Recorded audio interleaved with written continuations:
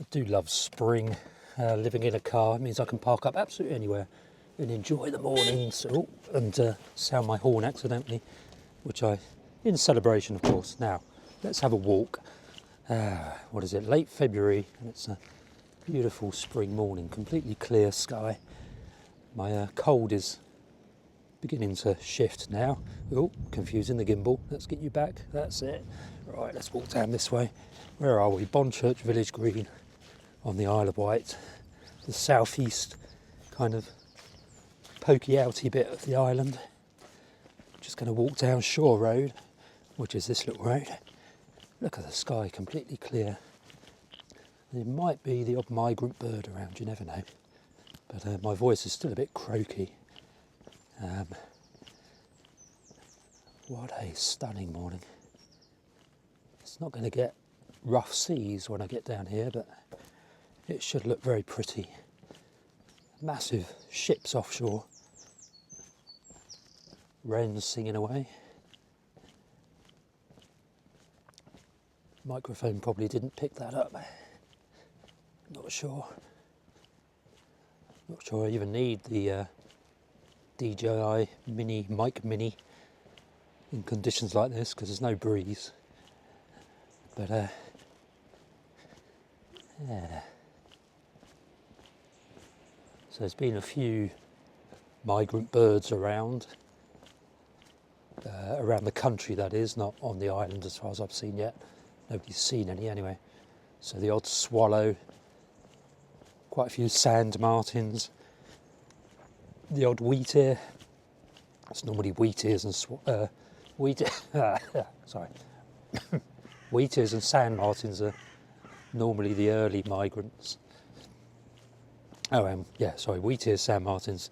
Swallows are normally a bit later, but they've arrived early this year. The odd one or two trickling in. There'll be loads in the Mediterranean now, crossing the Straits of Gibraltar.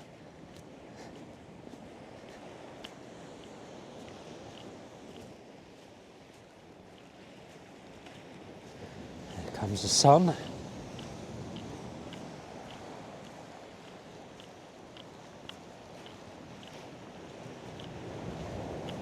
Haven't got very long, so it's going to be quite a quick walk along here.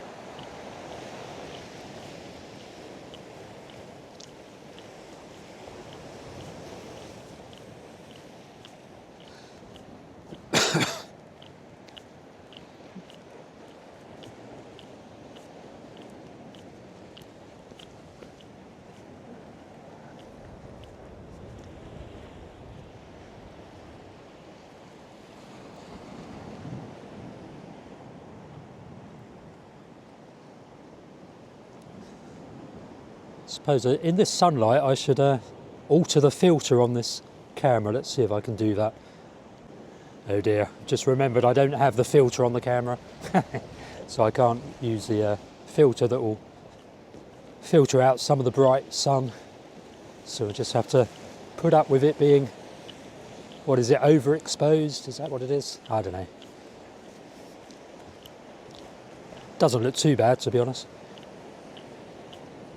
Tell me if you're watching this on a TV, how the exposure looks, because I can fiddle with the settings on this camera quite easily, and I'm not sure, because I don't watch it on a TV. In fact, I don't really watch my videos back at all, and other than editing, which I do on a very small iPad, so I don't really get to see what the video quality is. It's being shot in 4K 30. Doesn't mean very much to me, apart from I think that's the highest quality 4K. Takes the longest to upload. Just going to nip to the loo, then I'll carry on recording. That's better. Right, let's carry on up here. Which is the best way to go, I wonder? Get up onto the get up the top. Somebody else up there by the looks of it. Actually, shall I go this way? Go back this way and go up the little path that goes behind the houses here.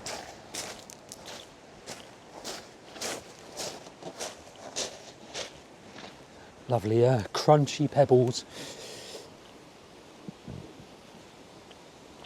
Quick reminder to subscribe to this channel if you've not already done so, and you can support the channel via the buymeacoffee.com link that's in the video description. And I try to upload, currently it's about once a week, but as the weather improves it will probably go back to daily again. I quite like daily vlogging, and because I'm still doing work in Dorset, most of the videos will be off the Isle of Wight for the next few months, but a few will, well, quite a few will be on the Isle of Wight,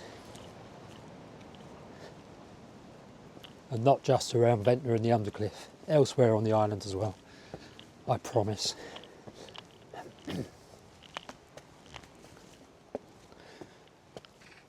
And then, all going well, if all my grand plans come to fruition, I'll be in Southeast Asia for a month or two or three, no, probably 1 month or two, from this autumn. We shall see though. Just need to get various little side hustles up and running so I can fund my winter escapism. So the plan is to live in the UK each summer and then escape the cold.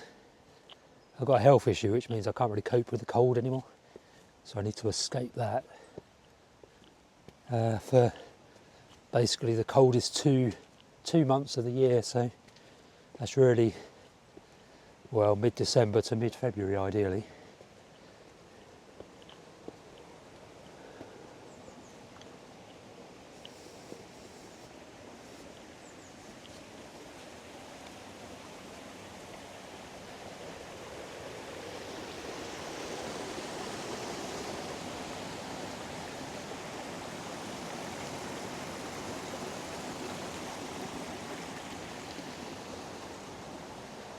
There's a time going.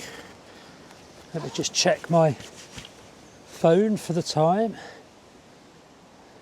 7:44. So we're going on this way a little bit. Not going to go very far.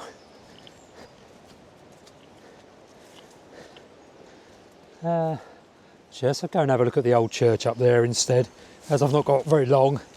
I was going to go and walk towards the landslip, see how far I could get. I'll do that later today or another day. So I'm going to go and have a look at the old church a bit closer.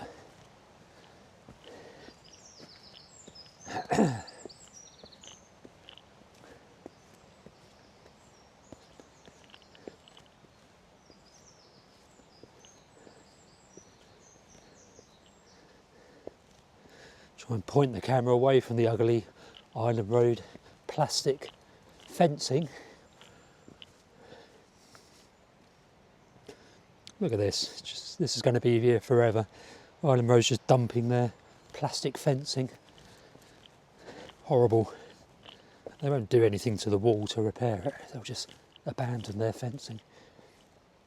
Very nice Island Roads. Here's a little church.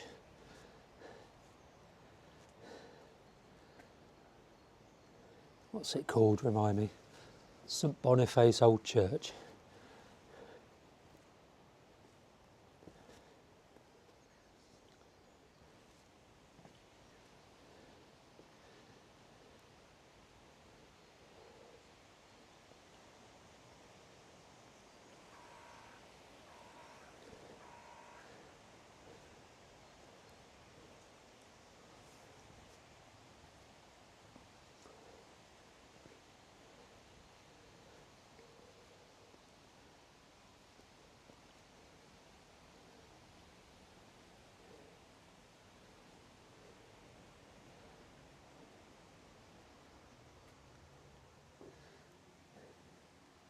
Could live in here. Little bed there. Cooking on the other side. There's even lighting. Doesn't seem to work, but there is lighting.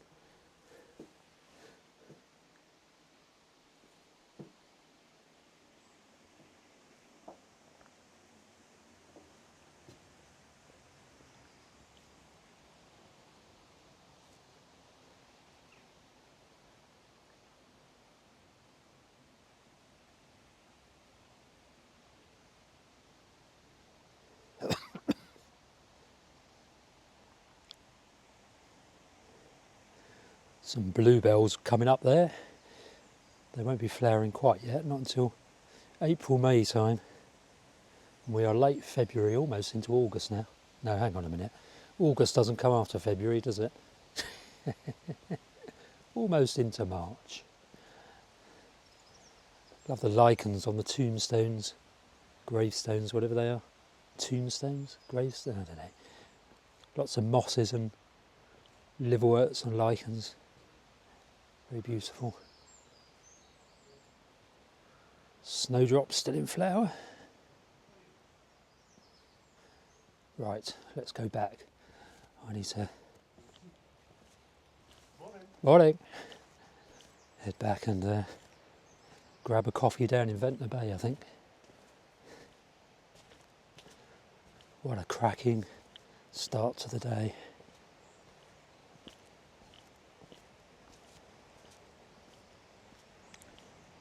So this is why I love living in a car, basically. In spring, I love the seasons in the car because I'm so much closer to the outdoors, closer to nature, which I obviously love. If I was living in a conventional house, I'd have to, well, I'd just be in a brick box with stale air shutting out the sounds outside. When I used to live in a house, which wasn't that long ago, before 2018, I used to leave all the windows open so that I could at least get some sense that there was an outdoors. Now I can just park my little tiny car, my C1, anywhere basically, and crack the window open a little bit. I don't even need the windows open, to be honest, but I do for ventilation, but I can still hear what's going on outside even with the windows closed, and it's just wonderful, and I can just choose anywhere to park up within reason. Don't want to upset the locals.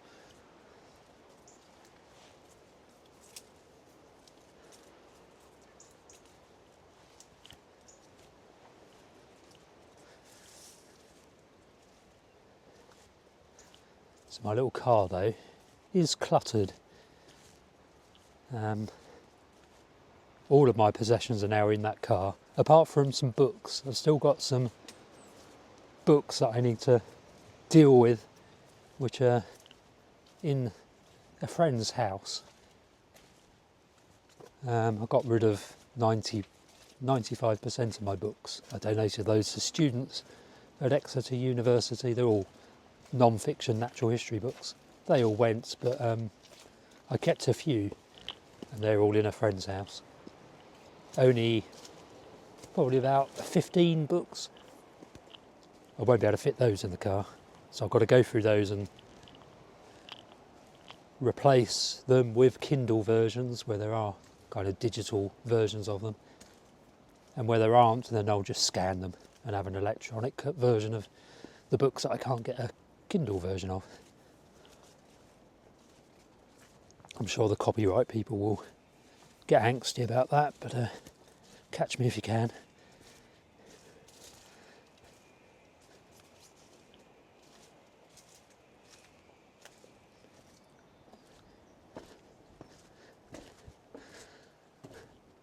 And I now have 2 new cooking solutions. So hitherto, up until recently, I've been using gas. A gas stove, a kind of a flat camping gas type stove, and a jet boil. I don't really like the jet boil. Everyone raves about them, but I don't like them. Or at least I don't think they're very good for it being in a car. They're very tall. If you have a bigger canister, gas canister, they sit very tall in that car, and it's just not safe. A bit unstable. So I'm not a fan of the jet boil for that particular use case. I do like the camping gas style stove though. Trouble with those is they have little tiny kind of pint of beer, or beer can size gas canisters, which only last me a week or two, and you can't recycle them and you can't really reuse them, so they go in the bin. I don't want to be doing that, constantly chucking away gas canisters that aren't reusable. So I looked into alternatives, and there are these quite clever little heated, they call them lunch boxes, but they're a little plastic box with a metal tray in and a heating element. And basically you put your food in there and they heat it up. They don't cook it, so basically you can heat up soups and stews and beans and that sort of stuff in them. So I've got to change my diet. I'm going to stop eating meat, because you can't cook raw meat in them. You can warm up already cooked meat, but I might as well just go vegetarian and just heat up vegetable based meals. That's going to be fun. I'll do a few videos demonstrating how versatile the 2 heated lunch boxes I've got actually are. I won't say any more about those, I'll do another video on it. Almost up at the car. So I'm going to head into Ventnor Bay.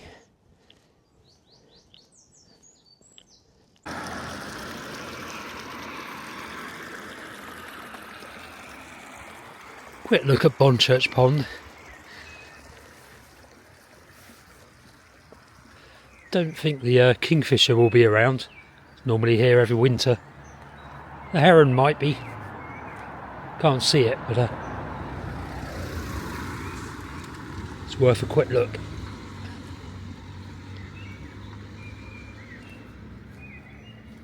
Blackbirds singing up there.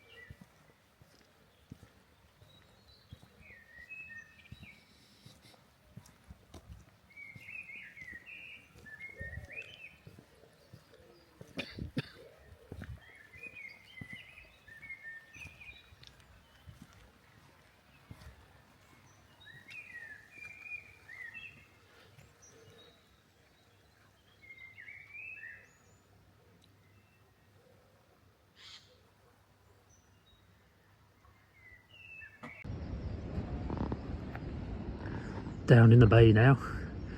About to go and get coffee, so just have a quick look here.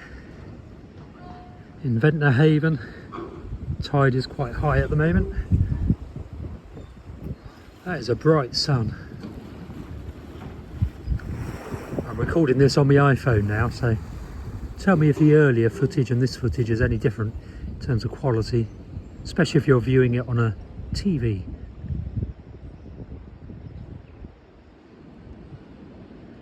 What an absolutely stunning morning.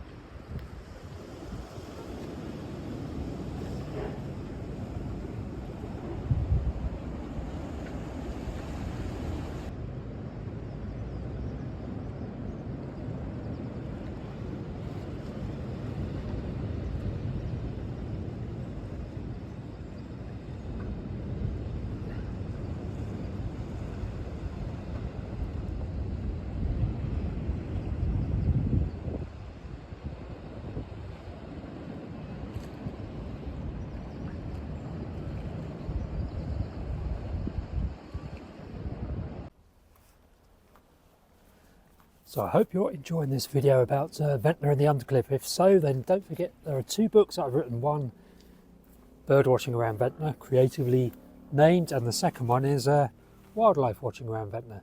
Just short books about the local area that are the subject of this video.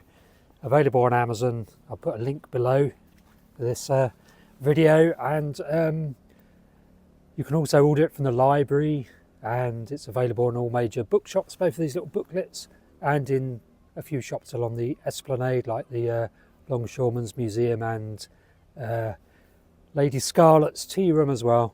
But yeah, I'll put a link to the description if you want a slightly deeper dive into the Isle of Wight Undercliff. Then these 2 little booklets might be of interest to you. Just go onto Amazon otherwise and just search for Steve Jones and Ventnor and you should find them.